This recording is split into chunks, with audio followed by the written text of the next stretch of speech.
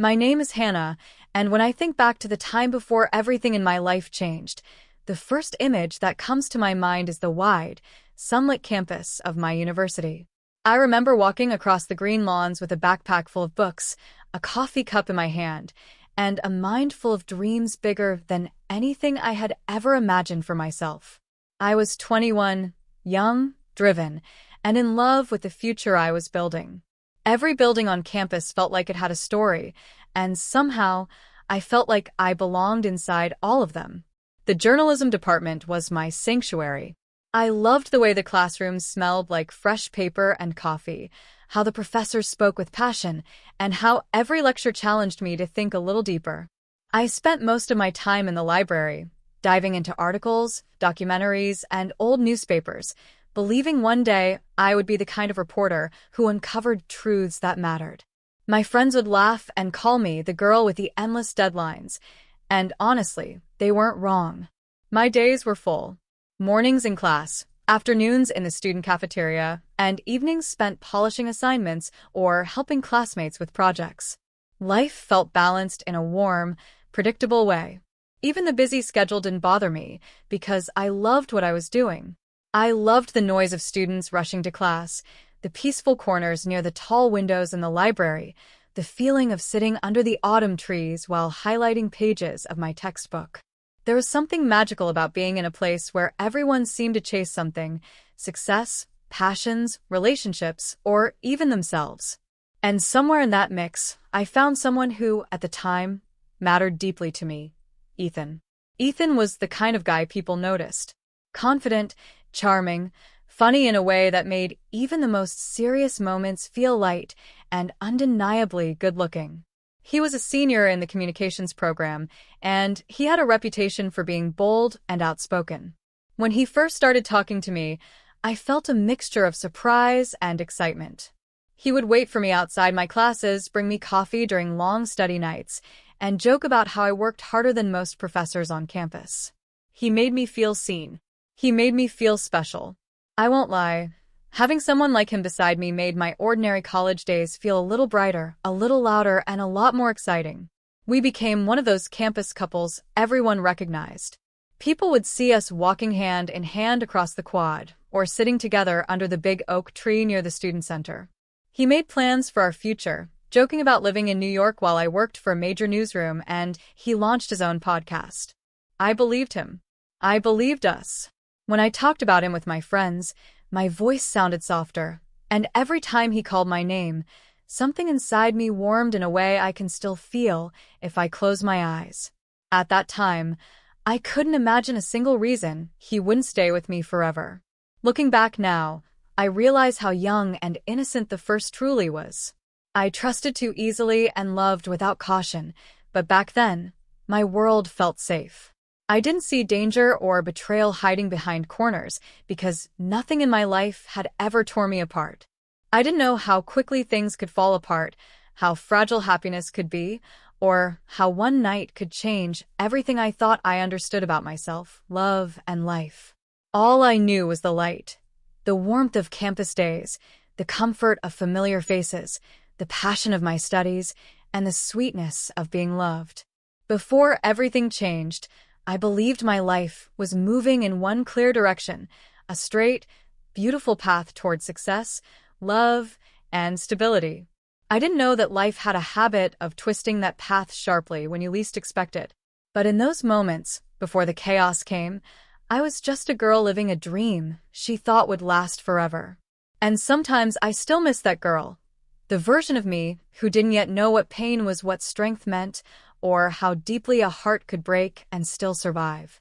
That night is still etched in my memory with a sharpness that feels cruel. It was late, almost close to midnight, and I had stayed longer in the library than I planned.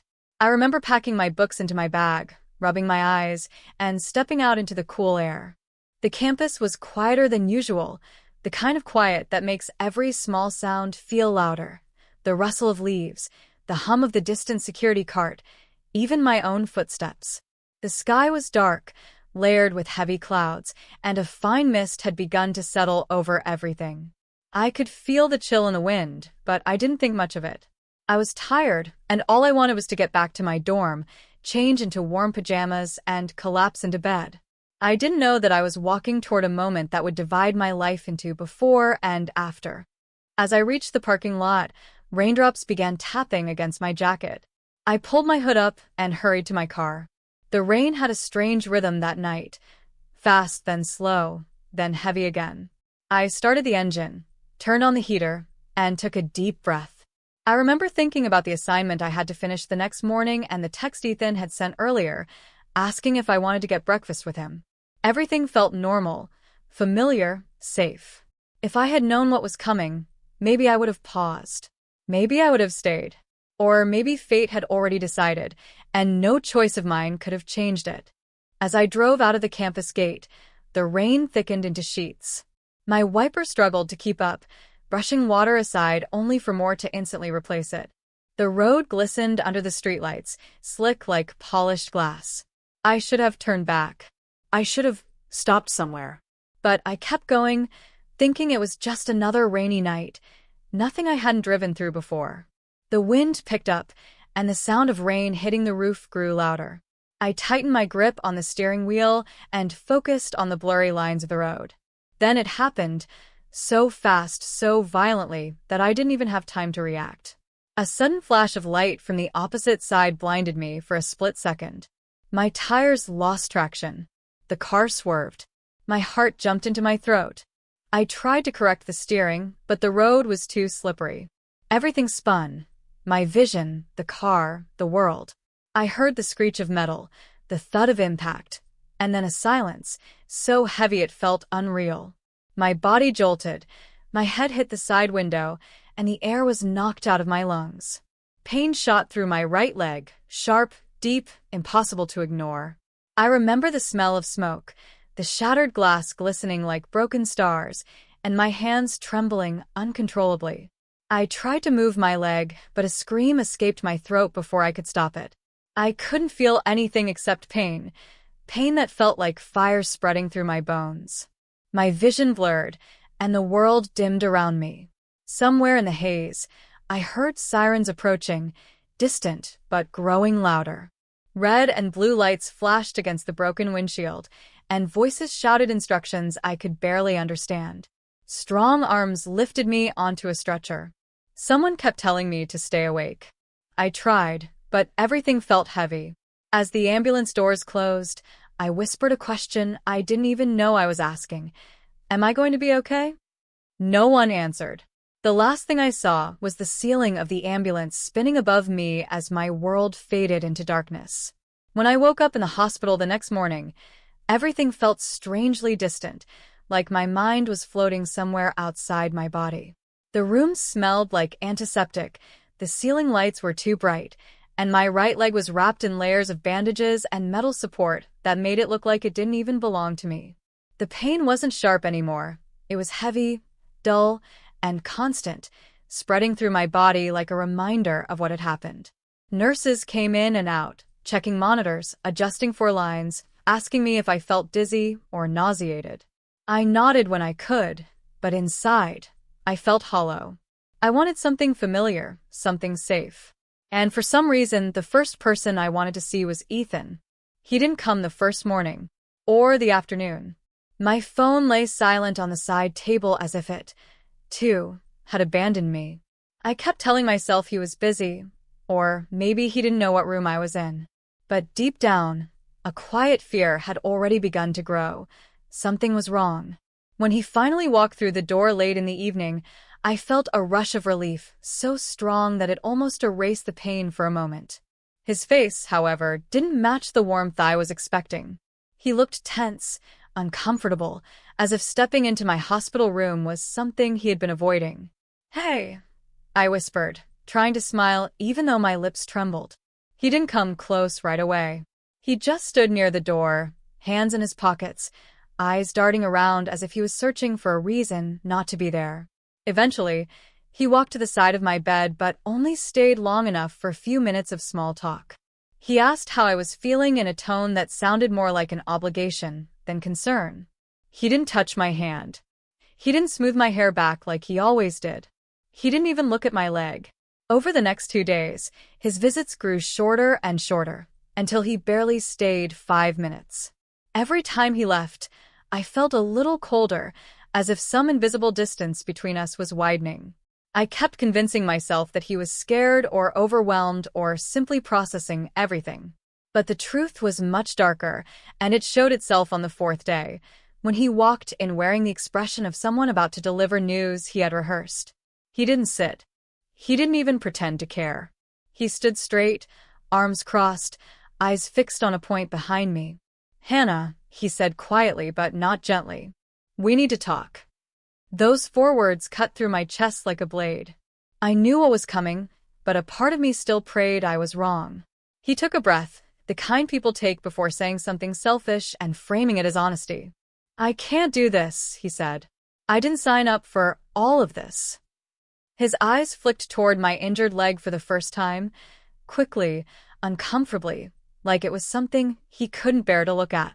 "I'm sorry, but this is too much for me." For a moment, I couldn't speak. My voice got stuck somewhere between my heart and my throat. "Too much." I finally whispered. "Ethan, I almost died." "I know," he said quickly, as if he wanted to end the conversation. "But everything's changed. You're not the same. Things won't be the same. And I can't handle it." He walked toward the door while I stared at him in disbelief. No hug. No apology. No promise. Just a cold exit. As he reached for the handle, he added the cruelest blow of all. "I didn't sign up for a disabled girlfriend." The door clicked shut behind him, leaving me alone with the sound of my own heartbeat, slow, broken, and echoing in the empty room. In that moment, the pain in my leg felt insignificant compared to the pain in my chest. Physical wounds heal slowly, but emotional ones? They leave scars you can't see. Rehab became the part of my life I never asked for, never imagined, and never truly prepared myself to face. After Ethan's cold goodbye, the hospital felt even colder. The walls felt higher, the nights felt longer, and every beep from the machines felt like a reminder of how alone I had suddenly become. When the doctors told me I would need weeks of physiotherapy before learning to walk properly again, something inside me tightened with fear. I had always walked through life with confidence, fast, energetic, certain of my direction. Now, even sitting up felt like a battle. The first morning in the rehab unit, a nurse adjusted the brace around my leg while I clenched my teeth to stop myself from crying. She kept telling me, "You're strong, you'll get through this." But at that time, I didn't feel strong at all. I felt broken, abandoned, and painfully aware that the life I had before the accident was slipping further away each day. The physical pain was sharp and relentless. Every stretch, every small movement, every attempt to put pressure on my leg felt like fire spreading from my bones outward. I would grip the edges of the therapy table until my knuckles turned pale. The therapist would count slowly, 1, 2, 3, encouraging me to breathe through the pain. I tried. God knows I tried. But some days breathing felt like another task my body no longer wanted to do. The emotional pain, however, was much worse. Every time I closed my eyes, I replayed Ethan's words in my head. "I didn't sign up for a disabled girlfriend." It echoed like a cruel soundtrack beneath every rehab session. I wondered if he ever loved me at all, or if the version of me he loved existed only when I was whole, healthy, and shining. Loneliness wrapped itself around me in ways I didn't expect. My friends visited at first, flowers, balloons, soft smiles. But life outside the hospital kept moving, and slowly their visits became less frequent. Everyone returned to their classes, group projects, campus events, deadlines, and weekend plans. I couldn't blame them. They had futures to chase. But I also couldn't deny how deeply it hurt to watch the door again and again, hoping someone would walk in, only to see another empty hallway. At night, when the rehab center grew silent, loneliness felt like another patient in the room with me. It sat heavily on my chest, making the minutes feel like hours. I would lie awake listening to the quiet hum of machines, wishing someone cared enough to ask how I was holding up when the lights were off and bravery wasn't required. There were moments when I fell apart. Moments when tears spilled without permission, running down my face as quietly as I could make them. I didn't want the nurses to ask questions. I didn't want anyone to see me weak. I had always been the strong one, the girl who handled everything with confidence. But rehab has a way of stripping a person down to their most vulnerable form. It forces you to meet the version of yourself you've never had to confront, the scared one, the doubting one, the hurting one. And yet, in the midst of all this pain and loneliness, something small within me began to shift. It didn't happen in one dramatic moment. It wasn't a sudden realization or a bold speech. It happened quietly, during the slow movements, during the breaths between tears, during the moments I tried to stand even when my body screamed no. A tiny voice inside me whispered, "You're still here." I didn't fully believe it yet, but it was the first spark of strength returning to me, even if I wasn't ready to recognize it. I didn't know it then, but those painful days in rehab would become the foundation of the woman I was slowly becoming. Broken, yes, but not defeated. The morning I chose strength over self-pity didn't begin like a heroic moment. It wasn't dramatic. There were no bright lights, no motivational music playing in the background, and certainly no cheering crowd. It began quietly, almost too quietly, the kind of quiet that makes you notice every small detail, the hum of the ceiling vent, the soft footsteps of nurses outside the door, the distant rolling of a medical cart. I remember opening my eyes and feeling that same heaviness I had felt for days, the weight of my injured leg mixed with the even heavier weight of my broken heart. But something felt different, not in the pain but in the way I was tired of surrendering to it. I swung my gaze toward the mirror attached to the rehab room wall. I could see my reflection from where I lay, the pale skin, the messy hair tied weakly behind my head, the hospital gown, and the tired eyes staring back at me. I didn't recognize that girl. She looked lost, defeated, almost waiting for someone to rescue her. But no one was coming. Not Ethan, not a friend, not a miracle. And for the first time, instead of crying about it, I felt a quiet anger rise inside me. Not the kind of anger that destroys. This one felt like a spark, a challenge, a whisper telling me that if I didn't save myself, no one else ever would. The therapist entered the room a few minutes later for my morning session. Her voice was calm, the way it always was. "Ready to try standing again?" she asked. And for the first time, I didn't hesitate. I didn't force myself to find excuses or look for sympathy. I simply nodded. She wrapped her arm around my waist, helping me sit up. My leg felt stiff and foreign, like it belonged to someone else. The moment my foot touched the floor, a sharp pain shot up my leg, and I gasped. The old me, the scared me, would have begged for a break. But that morning, I closed my eyes, gripped the edge of the bed, and whispered to myself, "You can do this." It wasn't graceful. It wasn't impressive. I trembled as I pushed my weight onto my good leg, my arms shaking as I held onto the walker. Sweat gathered at the back of my neck, even though the room was cool. Every inch I lifted myself felt like climbing a mountain. My injured leg protested with every movement, but I didn't stop. Not this time. After what felt like hours, though it was probably just seconds, I was standing. Wobbly, shaky, breathless, but standing. The therapist smiled. "Good." Again. That word scared me, but I nodded. I stood 2 more times before collapsing back into the chair, exhausted but victorious. For the first time since the accident, I felt the slightest bit of pride. Not because I had done something extraordinary, but because I had faced something that terrified me and didn't run away from it. When she left, I looked back at that same mirror. The reflection staring at me wasn't completely transformed, but there was something new in her eyes, a flicker of determination. A glimpse of the girl I used to be, mixed with the strength of the girl I was becoming. I realized then that strength didn't always roar. Sometimes it whispered, sometimes it trembled, but it still showed up. That day, I stopped waiting to be saved. I stopped wishing for my old life. I stopped hoping Ethan would regret anything. Instead, I made myself a promise. I would walk again. I would rebuild my future, and I would never let anyone make me feel small for something I could rise above. Pain had broken me, but that morning, in that rehab room, I took the first step toward becoming someone stronger than the girl I had been before the accident. Someone who refused to stay down. Returning to campus after weeks in rehab felt like stepping into a world that had kept moving without me. The first day back, I sat in the passenger seat of the transport van the hospital arranged, staring out the window at the university I once walked through so confidently. The buildings were the same, the lawns were the same, the groups of students were the same, but I wasn't.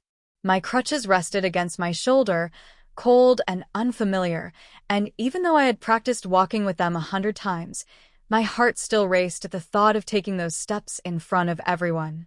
I wasn't afraid of falling. I was afraid of being seen as someone I didn't recognize, fragile, weak, broken.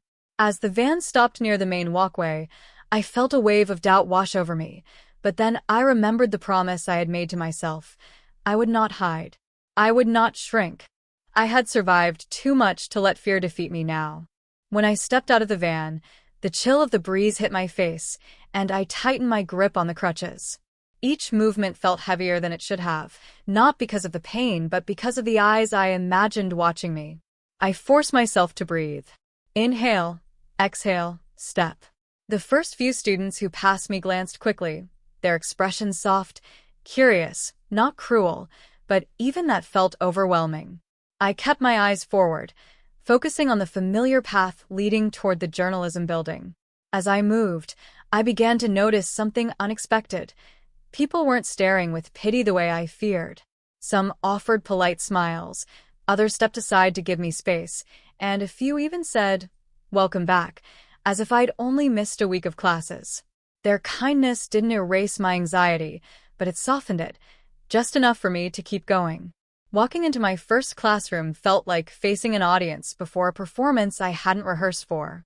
Conversations paused, chairs shifted, and my classmates looked up. For a heartbeat, the room felt silent. My chest tightened, and I swallowed hard, unsure of where to go or what to say. But then someone near the back called out, "Hey, Hannah. Good to see you." Others chimed in with small greetings, friendly, warm, familiar. Something inside me relaxed. I wasn't treated like a stranger or like a fragile object. I was just me. My professor approached me before class started and gently asked if I needed a specific seat or accommodation. Instead of embarrassment, I felt gratitude. For the first time in weeks, I didn't feel invisible. Throughout the day, the same pattern continued. People opened doors, carried books, or simply slowed their pace to walk beside me for a few steps. It wasn't pity. It felt like respect. Like they saw the effort behind each movement and acknowledged the strength it took to make them. And slowly, step by step, my fear began to loosen its grip.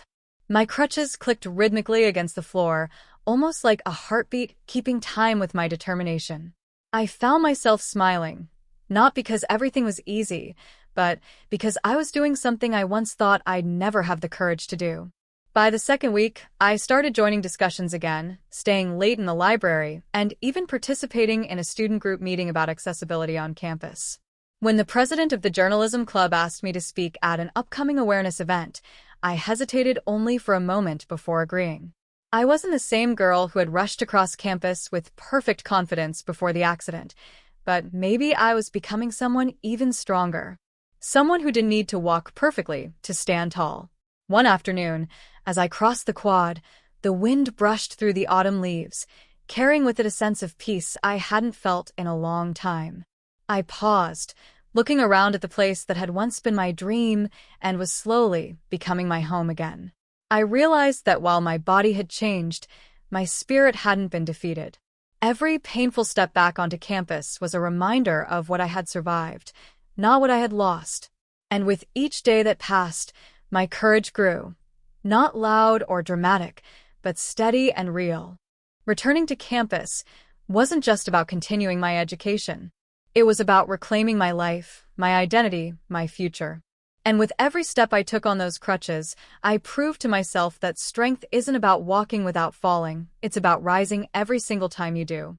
It was during my third week back on campus that I learned a truth more painful than the night of the accident, more humiliating than Ethan's breakup, and more cutting than any physical scar I carried. By then, I had fallen into a rhythm: classes, therapy, long evenings in the library, and the quiet strength of simply existing without collapsing. I was learning to trust myself again, learning to breathe without feeling like I was drowning in memories of his words. But some wounds don't wait to be healed. They find ways to reopen just when you think you're getting better. And the wound named Ethan tore open one afternoon when I least expected it. I had gone to the cafe near the student union, something I used to do all the time before the accident. The place smelled like roasted coffee beans and cinnamon, and the warmth inside felt comforting against the cold breeze outside. I ordered a latte and was waiting near the pickup counter when I heard two girls whispering behind me. I wasn't trying to eavesdrop, but Ethan's name slipped into their conversation like a knife slipping under skin. My heart tightened. I froze without meaning to, the words pulling me in before I could walk away. "I can't believe he was with Sophia even before everything happened," one girl said, her voice sharp with judgment. "Yeah, and then he dumped Hannah right after her accident?" "That's messed up," the other replied. My chest hollowed out. The air felt colder. For a moment, I wasn't standing in a cozy cafe. I was back in that hospital room, hearing him say he hadn't signed up for a disabled girlfriend. My hands trembled slightly as I reached for my cup, but I forced myself to turn to them. They looked shocked when they realized I had heard every word. One of them started apologizing, but I didn't need apologies. I needed the truth. "Please," I said quietly, steadying myself on my crutches. "Just tell me what you meant." They exchanged a hesitant look before the braver one spoke. "He and Sophia, they were already seeing each other before your accident. It wasn't serious, I think, but it was happening. People saw them together." I felt my heartbeat in my ears. "Before?" I asked, even though I already knew the answer. "Yes," she whispered. "A few weeks before the accident." Those words didn't just sting, they slashed. The pain was different from Ethan's breakup. This wasn't abandonment out of fear or weakness. This was betrayal. Long, planned, hidden betrayal. My accident hadn't pushed him away. It had simply given him an excuse to walk out without looking like the villain he already was. I walked out of the cafe in a haze. Though walked might be the wrong word. I moved on crutches, but every step felt heavier than the last. Each step crushed another piece of the girl who once thought he loved her. I reached a quiet bench near the fountain and sat carefully, staring at the ripples in the water as if they could rearrange the chaos inside me. I wasn't crying. The pain was too sharp for tears. It was the kind of pain that leaves you silent, the kind that forces you to accept truths you wish were lies. Ethan didn't leave me because of my accident. He left because he had already left long before that night. I just hadn't seen it. And somewhere in that silence, beneath all the hurt, something inside me hardened. Not bitterness, not anger, but clarity. I deserved better. I deserved truth. And if Ethan had taken something from me, then life was about to take something from him too, not out of revenge, but out of justice. He had wounded me deeper than any accident ever could, and that wound was about to become the fuel for the moment he would never forget. The truth about Ethan didn't just break something inside me, it awakened something I didn't know I had. Not anger, not hatred, but a deep, steady determination that rose quietly from everything I had survived. For days after learning about Sophia, I walked around campus with a strange mix of pain and purpose. I wasn't interested in screaming at Ethan, confronting him in public, or humiliating him the way he had humiliated me. That kind of revenge would have only pulled me back into the darkness I had worked so hard to escape. What I wanted was different. I wanted justice. I wanted the truth to speak louder than any lie he'd ever told. I wanted him to face the version of me he never believed could exist. The strong one, the fearless one, the unbreakable one. One afternoon, while sitting in my journalism department lounge waiting for my next class, I saw a flyer on the bulletin board. Annual journalism presentation. Submissions open. My heart skipped a beat. That event was the biggest of the year. Students from all years attended, professors filled the seats, and the department streamed the session live on the campus network. It was the kind of stage where words carried weight, and where lies shattered under the spotlight. An idea formed in my mind so clearly it felt like it had been waiting for me all along. I would tell my story, not the love story, not the heartbreak story, the truth. My accident, my struggle, my invisible pain. The kind of story journalism was born for. But I also knew I wouldn't stop there. Because hidden pain wasn't the only invisible truth that needed to be exposed. Ethan's mask needed to come off, not through my accusations, but through his own actions, his own words, his own hypocrisy. And for that, I needed evidence. Not rumors. Not whispers. Evidence. I went back to my dorm room, opened my laptop, and began gathering everything I still had: old messages, conversations, screenshots, dates, and patterns. When I lined it all up, it felt like looking at a timeline of deception stretched right in front of my eyes. The proof wasn't explosive on its own, but when placed inside the story of what I had lived through, it became undeniable. It wasn't revenge I was building, it was truth. And truth, when revealed at the right time, has a power no cruelty can match. The title came naturally. Invisible Disabilities, the pain you don't see. It was perfect. Not only because it represented my journey, but because the last slide would reveal the kind of invisible pain caused not by injuries, but by people who pretend to care, while secretly breaking you. I didn't tell anyone what I was planning. Not my friends, not my professors, not even the therapist who had become a gentle presence in my life. This moment belonged to me. My strength. My voice. My choice. As the presentation day approached, I felt fear, yes, but also something stronger. A rising confidence that replaced the ache in my chest with steady resolve. Ethan had taken advantage of my silence, my trust, my vulnerability. But now? He was about to learn what happened when a girl who had been broken rebuilt herself not with bitterness, but with truth. My revenge wouldn't hurt me. It would heal me. And it would expose him in the one place he believed he still held power, right in front of everyone. The morning of the presentation felt heavier than any morning I had lived through since the accident. I woke up before my alarm, long before the sun had fully risen, my heart thudding with a strange mixture of fear and anticipation. I lay there for a moment staring at the ceiling, letting the silence settle around me. Today wasn't just another academic event. Today wasn't even about Ethan. Today was about reclaiming everything I had lost: my dignity, my strength, my voice. I moved slowly as I got ready, slipping into clothes that made me feel comfortable and strong, adjusting the grip on my crutches until they felt like an extension of my arms. When I looked in the mirror before leaving, I saw a girl who had survived hell and somehow walked back out with fire in her eyes. I wasn't nervous. I was ready. When I reached the auditorium, the hallway outside was buzzing with students. Some were practicing their speeches. Others were chatting nervously, holding note cards, sipping coffee, rehearsing lines. I recognized a few of them. They smiled at me, wished me luck. If only they knew that today wasn't just a presentation. It was truth wrapped in courage. I stepped inside the auditorium and felt a jolt run through me when I saw how full it already was. Students filled every row. Professors sat near the front. The air smelled like coffee, paper, and a faint hint of nerves. At the back, I saw the tech team adjusting the projector and microphone. Everything was set.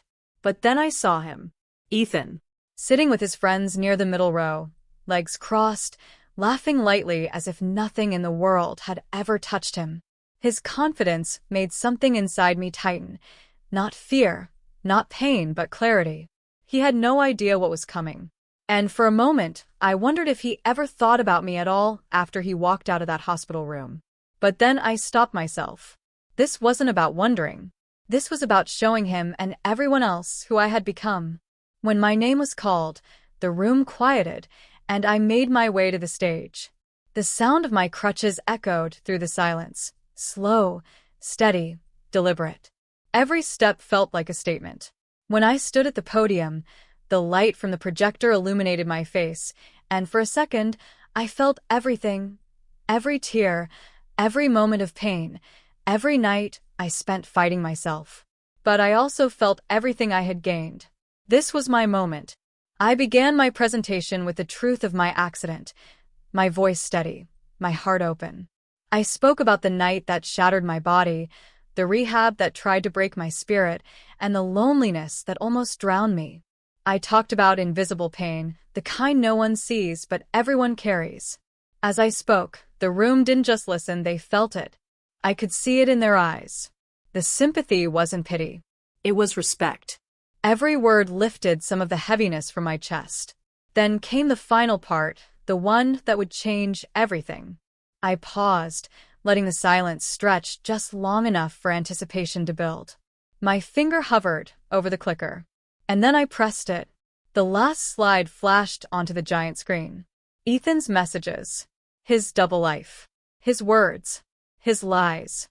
His betrayal. Not twisted. Not exaggerated. Just the truth, raw and undeniable. Gasps rippled across the room. Whispers spread from seat to seat like wildfire. The professors exchanged looks of disbelief. Ethan's friends stared at him as if they had never seen him before. And Ethan, he froze. His face drained of color, his confidence melted, and his mouth opened, but no words came out. He looked trapped, caught between the truth on the screen and the eyes of everyone around him. I didn't look at him long. I didn't need to. My truth was already speaking louder than anything I could say. When I ended my presentation, the room erupted into applause, loud, long, and unbelievably empowering. Not because I had exposed him, but because I had exposed strength he never believed I had. I stepped away from the podium slowly, my crutches clicking against the polished floor, each sound echoing not weakness, but victory. As I moved away from the podium, I could feel the air in the auditorium shift. The applause was still echoing, but underneath it, there was a low, rising murmur, shock, disbelief, and a kind of collective judgment that felt almost physical. People weren't just reacting to my story. They were reacting to the truth that had just shattered the image they had of Ethan. I knew students could be harsh, but this wasn't cruelty. This was justice finally stepping into the light. I paused near the stairs, gripping my crutches, trying to steady my breathing as dozens of eyes darted between me and the massive screen still showing Ethan's betrayal. Ethan looked like someone had pulled the ground out from under him. His shoulders, once proud and straight, sagged. His eyes were wide, darting desperately from one friend to another, searching for someone, anyone, who might defend him. But no one did. His friends leaned away from him, some shaking their heads, others whispering, a few refusing to meet his gaze at all.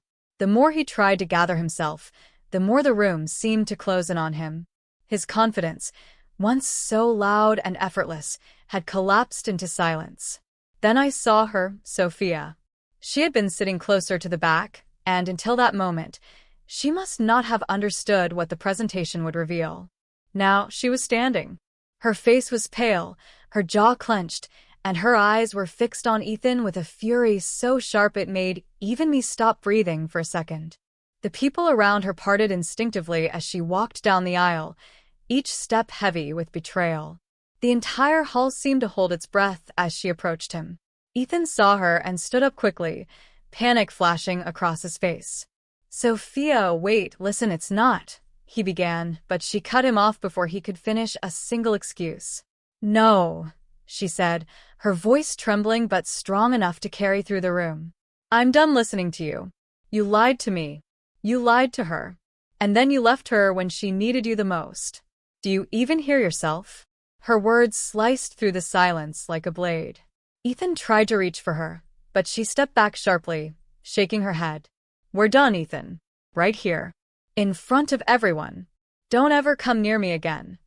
The hall erupted, not in chaos, but in a wave of whispers, shock, and a few scattered claps from students who believed in karma more than sympathy.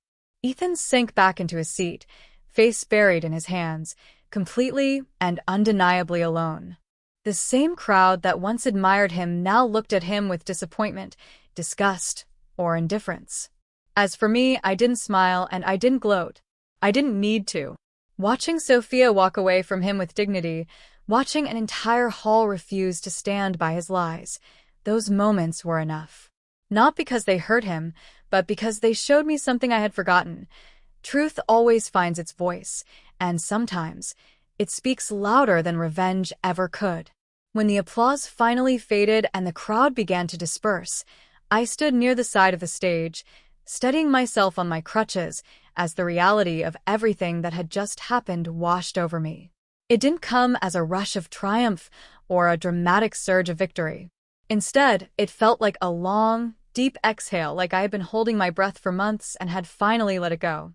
Students began approaching me one by one, some offering quiet words of encouragement, others simply squeezing my hand or giving me nods of respect.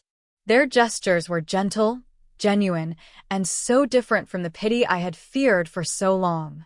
These weren't the reactions directed at a victim, they were the reactions given to someone who had stood up for herself.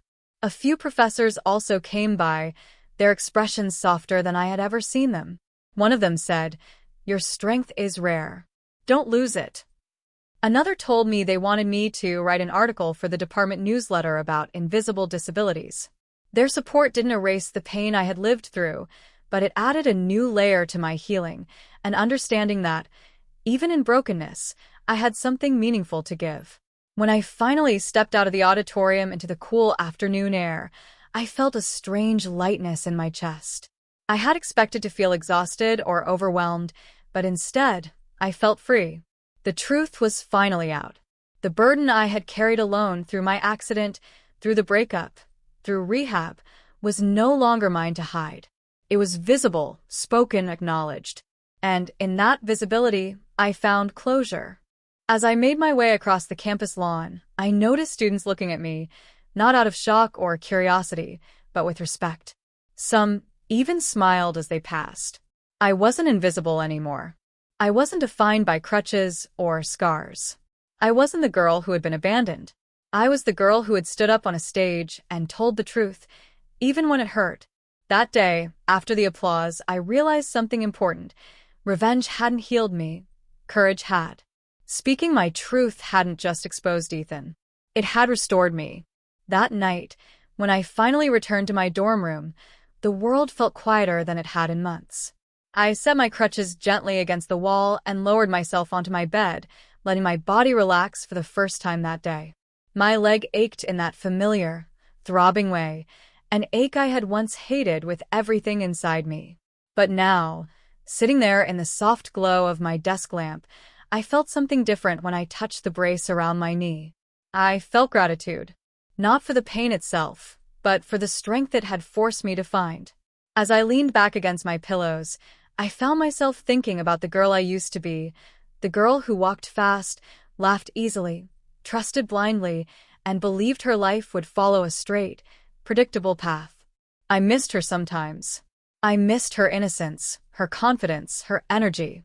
But I no longer envied her, because as much as she had, she was missing something I now carried inside me: resilience. She didn't know she could survive heartbreak, betrayal, loneliness, and physical pain all at once. She didn't know she could rise after losing so much. But I knew. I had lived it.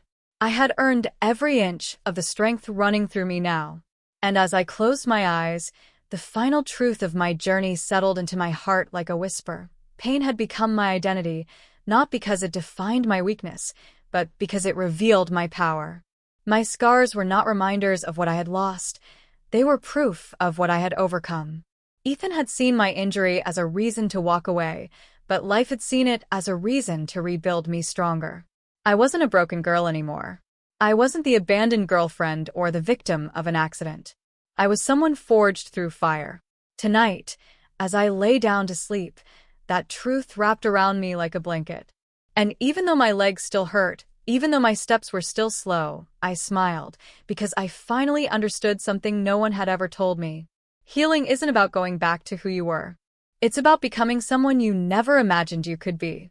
And that's exactly who I had become. This was my story, and if you stayed with me until the end, thank you from the bottom of my heart. If this is your first time on Stories Wave, please make sure to subscribe.